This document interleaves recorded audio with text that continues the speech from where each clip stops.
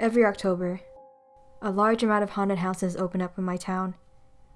A particular one that caught my eye was opening near the edge of town. The exact location was surrounded by miles of forest, so I thought it was an interesting place. Since all my friends are busy, I decided to go alone. I thought it might have made the experience even more scarier, especially since it was my first time at that attraction. When I arrived at the place, I was surprised at how empty it was. Lots of people online raved about how terrifying it was, but this wasn't what I was expecting at all. It was like a little barn house in the middle of nowhere, but it had a lot of cornfields surrounding it. My first adventure was to the barn itself. When I opened the door and peeked my head inside, I quickly covered my mouth to keep from gagging. It smelled disgusting, and I soon realized why. There were no animals in the barn, just feces and corpses. In my mind, I was really impressed with the level of decorations that the owners had put into this. I couldn't even tell if the animal bodies were actually real, which made me really want to gag.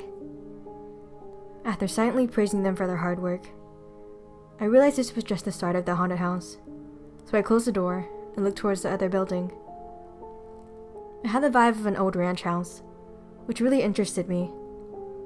Although I've checked out almost every haunted house that's come to town, I'd never been to a southern-themed one. I approached the home with my heart beating out of my chest. When I touched the doorknob, it was already unlocked, so I just let myself in and found it decorated in vintage furniture. Something that caught my eye was a creepy doll seated on a table near the entrance. While I stood in the hallway observing the home, a woman in an apron appeared from the kitchen. She had red stains on her face and clothing, but I just assumed it was fake blood.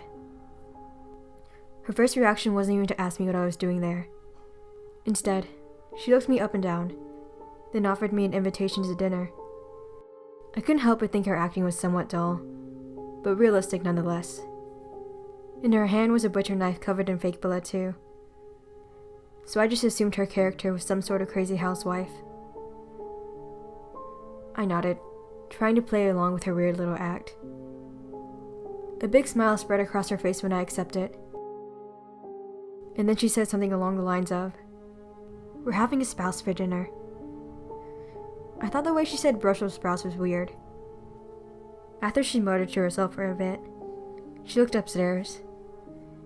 It was a strange moment of silence, before she suddenly shouted, "Evelyn, you have a new friend."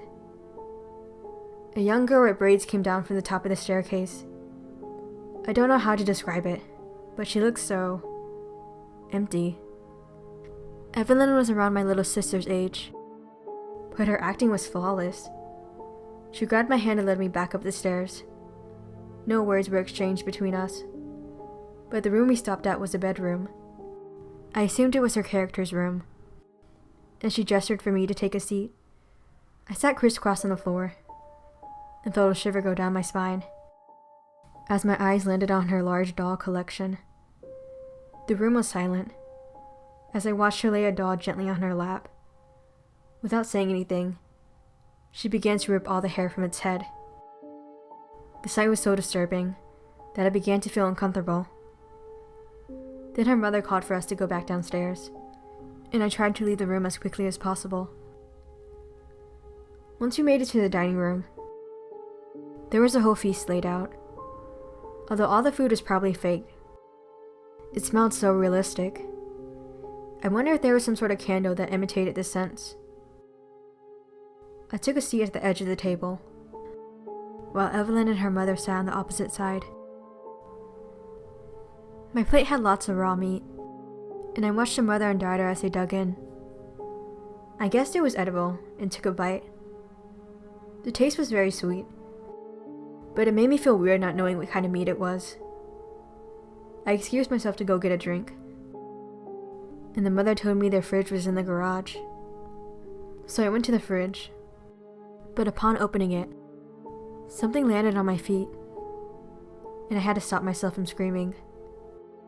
Once I collected myself, I bent down to pick up the object, and realized it was a human head. His eyelashes were covered with ice, and he looked like he had very bad frostbite.